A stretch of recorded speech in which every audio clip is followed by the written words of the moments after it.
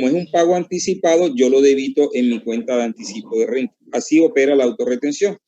Pero como hay una autorretención que es ordenada por el gobierno a través de decreto resolución y hay una que es por ley, la autorretención por ley es la autorretención especial, ¿ya? Esa autorretención especial es la que nosotros manejamos. Aquí se la voy a mostrar.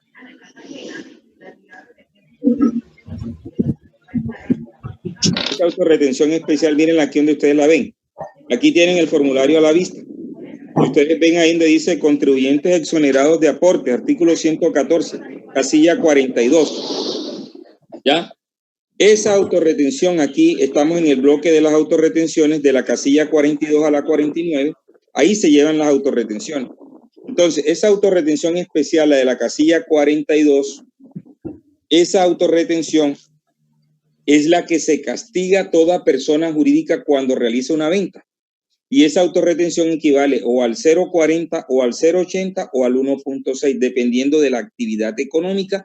Así se determina cuál es la tarifa que se tienen que aplicar. Entonces, esa autorretención de la casilla 42 y 67 es diferente a las demás autorretenciones. Porque miren que las otras autorretenciones las hay por ventas, por honorarios, por comisiones, por servicios y por rendimientos financieros y otros pagos, ¿ya? De hidrocarburos y otros conceptos. Esa diferencia que hay es que la de la casilla 42, siempre que una sociedad contribuyente del impuesto de renta-venta se la debe practicar. Y esa autorretención se creó con el fin de suplir el impuesto CRE. Y las otras autorretenciones se practican o las practican solamente aquellas personas que tienen la calidad de autorretenedor, que ya yo les había colocado ahí que me investigaran quiénes tienen la calidad de autorretenedor.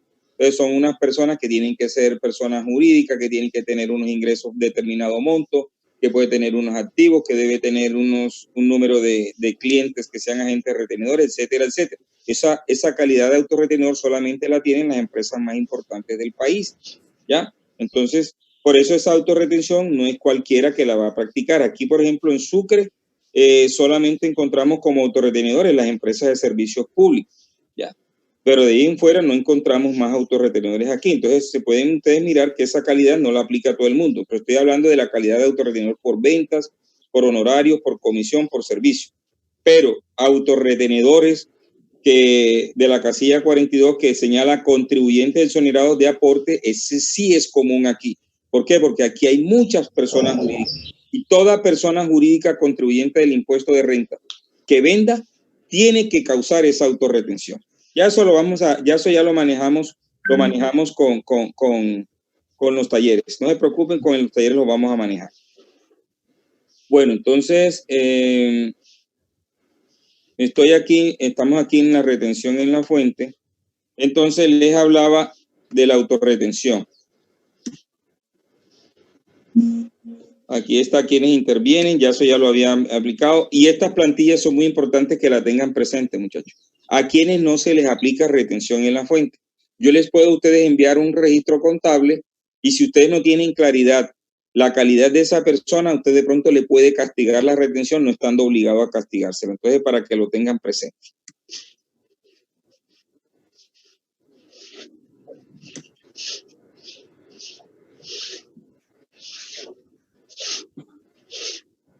Aquí está quiénes son agentes retenedores de IVA. Ya eso ya lo veníamos manejando. Y a quienes no se les aplica RTI. Y aquí está lo que les comentaba de la autorretención especial, la del artículo 114 raya 1. Ya la había mostrado. Aquí está la otra autorretención. Aquí les indico cuál es el decreto para que lo consulten, para que sepan qué se requiere que las empresas desarrollen o tengan para poderle la DIAN asignar esa calidad de autorretenedores. La del RCT. Bueno, listo. Ya, ahora sí vamos a entrar al punto más importante de nuestra sesión de hoy. Les voy a enseñar a calcular la retención en la cuenta por salarios.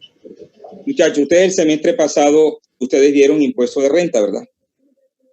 Impuesto de renta a personas naturales. Dijeron que las personas naturales, dependiendo de la fuente de donde proveniese el ingreso, se iban a identificar cédulas. ¿Ya?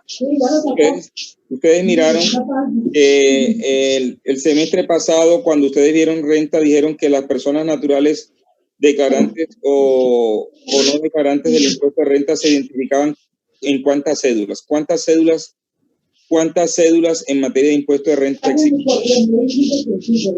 ¿Cuántas les dijeron a ustedes que existían? ¿3 o 5?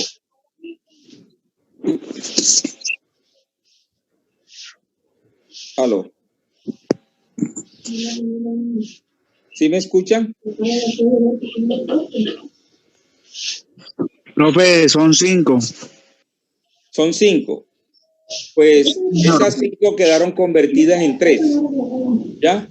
Esas 5 cédulas quedaron convertidas en 3. No son 5, son 3. Lo que pasa es que hay una cédula que se llama cédula general que tiene 3 subcédulas. ¿Sí la tenemos clara? Venga, le muestro otra presentación aquí.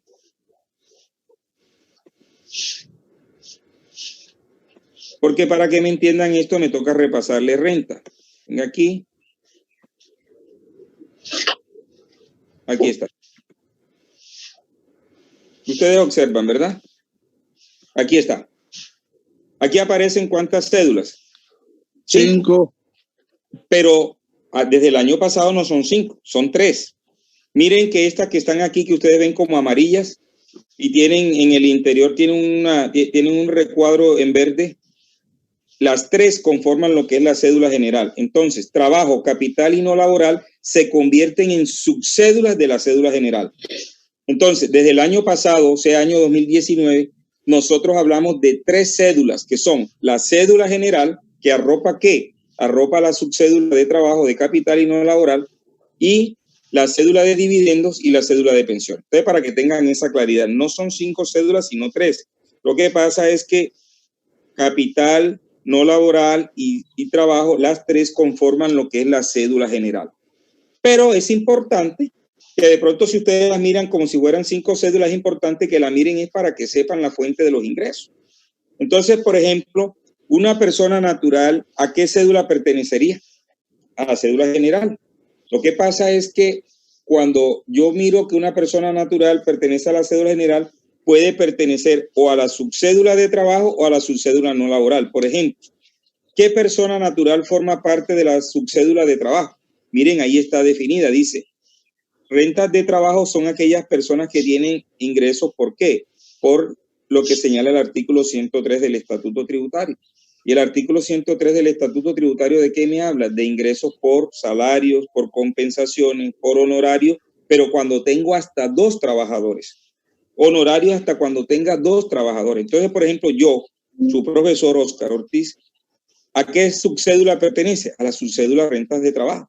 ¿Por qué? Porque yo recibo salario, yo recibo honorarios, pero yo no tengo trabajadores a cargo. En cambio, si yo recibiese honorarios y tuviera más de un trabajador a cargo, ya yo no pertenecería a la subcédula rentas de trabajo, sino a la subcédula no laboral. Porque miren que una persona que recibe honorario o puede pertenecer a la subcédula de rentas de trabajo o puede pertenecer a la subcédula no laboral. Eso para que lo tengan presente. Ahora, cuando una persona natural recibe un ingreso, nosotros las personas naturales, nuestros ingresos se someten a retención en la fuente. Entonces, un ejemplo, si Oscar Ortiz recibe salario de la DIAN, ¿a qué subcédula pertenece Oscar Ortiz? A la subcédula rentas de trabajo. Entonces, el procedimiento para calcular la retención a la subcédula rentas de trabajo, yo se lo voy a explicar ahora. Ahora, si Oscar Ortiz no trabajara en la DIAN, sino que recibiese ese honorario y él tiene una oficina y allá tiene empleados, paga servicios públicos, tiene secretaria, etcétera, etcétera, y a mí me pagan por honorarios, ya ahí ya yo no pertenecería a la subcédula rentas de trabajo, sino a la no laboral. Entonces, aquí en esta plantilla, si ustedes no la tienen, yo se las voy a hacer llegar para que ustedes se guíen. Entonces, ¿qué les saco como conclusión? Porque les voy a presentar un ejercicio sobre cómo se calcula la retención. Honorarios, se puede calcularle la retención perteneciendo a la subcédula rentas de trabajo o perteneciendo a la subcédula no laboral, para que lo tengan presente. No es como de pronto a nosotros históricamente nos enseñaron y nos decían, mire, Pedro Pérez recibe unos honorarios de 10 millones de pesos. Practíquele la retención. Entonces, ¿qué hacía uno? Cogía a los 10 millones y le aplicaba la tarifa del 10%. Y dije, uy, sencillo. Aplicarle la retención a honorario es muy sencillo. 10 millones por el 10%, entonces le quito 1 millón de retefuente. Eso no es así. Eso no es así. Ahora, cuando yo les digo a ustedes, calcúlenme la retención en la fuente a Pedro Pérez, que recibe un honorario de 10 millones de pesos, usted inmediatamente me tiene que preguntar a mí, profesor, dígame, Pedro Pérez, ¿a qué subcédula pertenece? Si a la subcédula rentas de trabajo o si pertenece a la subcédula no laboral. ¿Estamos? De ahí partimos. Siempre que les pregunten a ustedes calcular la retención por honorario, ustedes tienen que inmediatamente aclarar a qué subcédula pertenece esa persona que recibe el honorario. Si es a rentas de trabajo o si es a no laboral. Ahora, ¿por qué tienen que preguntarle? Porque calcular la retención por honorarios perteneciendo a la subcédula rentas de trabajo es como si usted le calculara la retención en la fuente a un asalariado.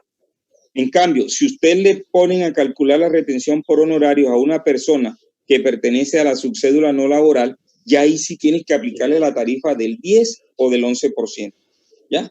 Y el procedimiento para calcular la retención es diferente. Entonces, vamos a partir de lo siguiente porque les voy a explicar un ejercicio para la próxima sesión que vamos a iniciar a las 8. El ejercicio que vamos a hacer va a hacer referencia a honorarios y a salario. Entonces, yo le voy a explicar cómo se calcula la retención por honorarios, pero perteneciendo a la subcédula no laboral, ¿ya?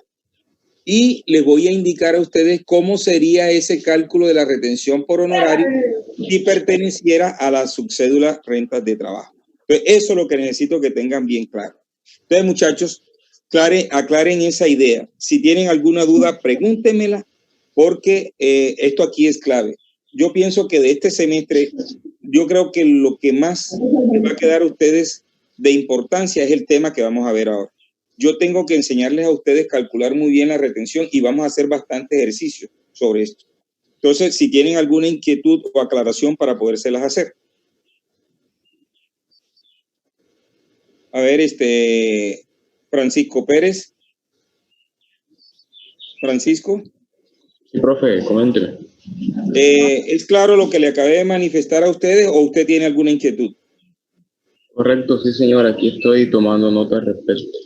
Por eso, si yo le digo a usted, calcúleme la retención por honorarios de 10 millones de pesos a una persona, ¿usted sabe cómo hacerlo? Tendría que aclarar la subcédula. Y ahí más o menos. Exactamente, exactamente. Esa es la idea.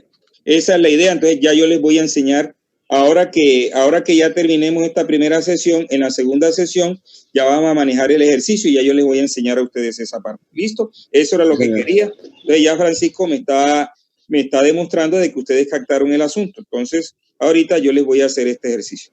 Bueno, a ver, muchachos, ¿qué tenemos que tener presente? Aquí tienen esta plantilla. Si no la están grabando, si quiere, tómenle una foto. Tómenle una foto a esta plantilla para que ustedes vean aquí. Vamos a calcular la retención en la fuente por rentas de trabajo.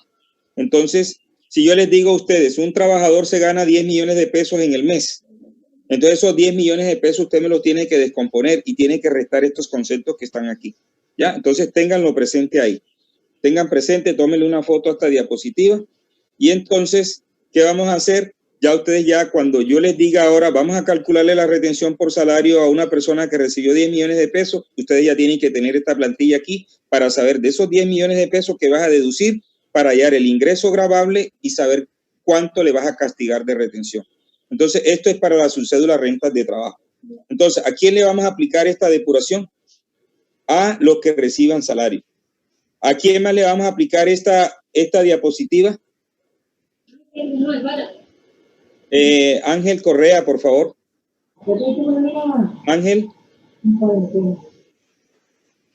Ángel, abra el micrófono.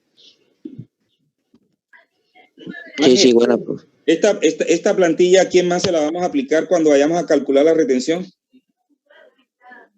Ya dijimos que se la vamos a aplicar al que reciba salario. También se la vamos a aplicar al que reciba honorarios, pero que tenga máximo un trabajador a cargo. ¿Listo? Entonces, si usted le va a calcular la retención por honorario a una persona, y le dicen que pertenece a la subcédula rentas de trabajo, usted ya sabe que tiene que utilizar este proceso de depuración. En cambio, si yo les digo a ustedes que la persona recibe honorarios pero pertenece a la subcédula no laboral, ustedes miren, tendría que hacer esta depuración. Entonces, me hacen el favor y le toman foto. Ya a esta plantilla le tomaron foto. Tómenle foto a esta plantilla. Ya, esta plantilla es para la declaración de renta, pero también me sirve para la persona, para hacer la depuración por la retención en la fuente. Y aquí está para la depuración por rentas no laborales. ¿Listo? Bueno, entonces yo me voy a salir de acá, me voy a ir a seguir a la presentación. Me voy a ir a la presentación, esta. Perfecto. Continúo con esta. Bueno, muchachos, es muy importante que tengamos el concepto de salarios y demás ingresos laborales. Si yo me voy al formulario de retención en la fuente, miren, aquí está. Aquí tienen el formulario que se los voy a hacer llegar. Mira, aquí está. Ustedes observan aquí la casilla 27, rentas de trabajo. ¿Qué voy a llevar aquí a esta casilla rentas de trabajo? Voy a llevar las retenciones que practico por salario y demás ingresos laborales. O ahí también llevo la retención que le practique por honorario a personas que pertenezcan a esa cédula. En cambio, miren que después en la casilla 29 aparece honorarios. ¿Qué voy a llevar aquí a honorarios? Voy a llevar las retenciones de honorarios, pero percibidos por personas que pertenezcan a la subcédula no laboral. Entonces, miren, ahí está la diferencia. Ahí está la diferencia. Entonces, para que ustedes ya observen que una cosa es que usted castigue el honorario perteneciendo a rentas de trabajo o que le castigue la retención en la fuente a una persona que pertenezca a la subcédula no laboral. ¿Ya? Entonces, ya ahí los procedimientos van a ser distintos. Entonces, para que ya nos ubiquemos en la declaración de renta. Entonces, cuando hablamos de rentas de trabajo, ¿qué forma parte de las rentas de trabajo? Los ingresos percibidos por salario y demás ingresos laborales. Entonces, miren ustedes aquí en esta plantilla que ustedes observan aquí, que aquí el concepto se llama salario y demás ingresos laborales. El concepto de ingreso laboral es un concepto mucho más amplio que el de salario. ¿Por qué? Porque ustedes ven acá abajo que dice que pagos constitutivos de salario y pagos no constitutivos de salario. ¿Eso qué significa? Que cuando yo tengo una relación laboral con una entidad o con una empresa, yo voy a recibir pagos que son salario y pagos que no son constitutivos de salario. Un ejemplo, el sueldo que yo recibo mensualmente, eso es salario. Pero cuando a mí en junio me pagan prima, esa prima no es salario, pero esa prima es un ingreso laboral. Entonces, ¿qué contiene el ingreso laboral? El ingreso laboral contiene tanto los pagos que constituyen salario como los pagos que no constituyen salario. Ahora, ¿por qué es importante que ustedes tengan bien claro esto? Porque para calcular la retención en la fuente, yo tengo que tomar como base los pagos constitutivos de salario para efectos de calcular los pagos a la seguridad social, para calcular los parafiscales. Entonces, por eso es muy importante que tengamos esa aclaración, ya, porque en el proceso de depuración de la retención en la fuente, yo tengo que calcular la seguridad social. Y la seguridad social la voy a liquidar sobre los pagos que constituyan salario. ¿Listo? Sobre los pagos que constituyan salario. Entonces, por eso es importante esta diapositiva. Esta diapositiva, ¿qué es un ingreso laboral? Todo lo que yo recibo de mi patrón, pero no todo lo que yo reciba es base para calcular seguridad social, porque solamente para calcular seguridad social yo tengo que apoyarme con los pagos que son salarios. Ahora, ¿qué es salario? Aquí está definido qué es salario de acuerdo al Código Sustantivo del Trabajo. Es una remuneración ordinaria, fija o variable. Y es recibido también en dinero o en especie como contraprestación directa de un servicio. Y los pagos pueden ser denominados como primas, sobresueldos, bonificaciones habituales, horas extras, valor del trabajo en días de descanso, porcentaje sobre ventas y comisiones. Entonces, ¿qué primas son salarios? Las primas que yo recibo permanentemente. Las primas que yo recibo permanentemente, pero las primas como la prima de Navidad que yo recibo en junio, diciembre, como eso es ocasional, esa prima no es salario. Esa prima no es salario. Entonces, para que lo tengan presente. Entonces, de una forma muy sencilla, ¿cuándo ustedes saben que un pago es salario? Cuando usted lo recibe de forma habitual. Cuando usted lo recibe de forma permanente. Que yo les diga a ustedes van a ser mis trabajadores, pero yo les voy a pagar una prima mensual, pero eso no es salario. Ustedes me demandan a mí, me van a ganar la demanda, porque ustedes van a decir, mire, Oscar Ortiz me pagaba a mí una prima mensual, y eso es violatorio que él no me la tenga en cuenta como salario, porque la norma dice que salario es todo lo que yo reciba de manera habitual o de manera permanente. Entonces, independientemente de la denominación que se le asigne, un pago habitual es salario. Y ahí está la UGPP, que ella está pendiente cuando una empresa le paga a un trabajador de manera habitual algo y enseguida se lo va señalando como salario. Y ellos miran si ese pago constituyó base para liquidar la seguridad social. Y si ese pago no constituyó base para la seguridad social, ahí enseguida lo van a llamar y le van a decir, venga, ¿usted por qué no pagó seguridad social sobre esto si esto es salario? Entonces, ese es el temor que tienen los empleadores con respecto a los pagos que convienen con los trabajadores. Bueno, muchachos, ya les había hablado en la plantilla anterior los pagos que constituían salario. Ustedes ahora pueden mirar los pagos que no constituyen salario. Aquí está. Los pagos que se reciben de forma ocasional. Esa es la característica. Los ingresos laborales que no constituyen salario son los que se reciben de forma ocasional. O sea, que se reciban una vez al año, como la prima. Como una vez al año, como la cesantía. Las cesantías son pagos no constitutivos de salario. ¿Por qué? Porque se reciben una vez al año. ¿Ya? Entonces, todo pago que de manera ocasional, porque se recibe una vez al año, esos pagos no son salarios, pero sí son ingresos laborales. Entonces, el concepto de retención en la fuente es mucho más amplio. Es mucho más amplio que el salario propiamente dicho. Entonces, por eso, el concepto se va a denominar retención en la fuente por salario y demás pagos laborales. O sea que ahí van contenidos los pagos ocasionales que no constituyen salario. Entonces, el concepto es mucho más amplio. Muchachos, cuando vamos a calcular la retención en la fuente, tenemos que depurar el pago. Y lo primero que tenemos que hacer es calcular la seguridad social. La seguridad social, a la hora de calcular la retención en la fuente, yo la tengo que deducir. Yo la tengo que deducir como un ingreso no constitutivo de renta. Entonces, aquí miramos, ¿a qué equivale la seguridad social? En el caso laboral, ustedes aquí tienen la plantilla. ¿Qué constituye la seguridad social? Dígame. No puedo ver su pantalla. ¿No la puedes ver? No, señor. O sea que ya se cerró la pantalla. Me escuchan, pero no ven, ¿nadie ve? Yo sí estoy viendo. Ah, sí está viendo. ¿Y usted es la que está grabando? No, yo no. Profe, a mí solo me aparece cuando usted quedó en la diapositiva número donde dice estado contable y estado fiscal. Ahí estoy yo también. Vamos a hacer una cosa, muchachos. Vamos a suspender.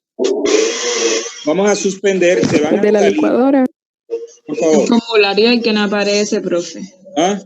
El formulario es el que no aparece. O sea que algunos han perdido el contacto. Solo quedamos en la diapositiva número 8. De ahí, usted habla del formulario, pero nunca aparecía.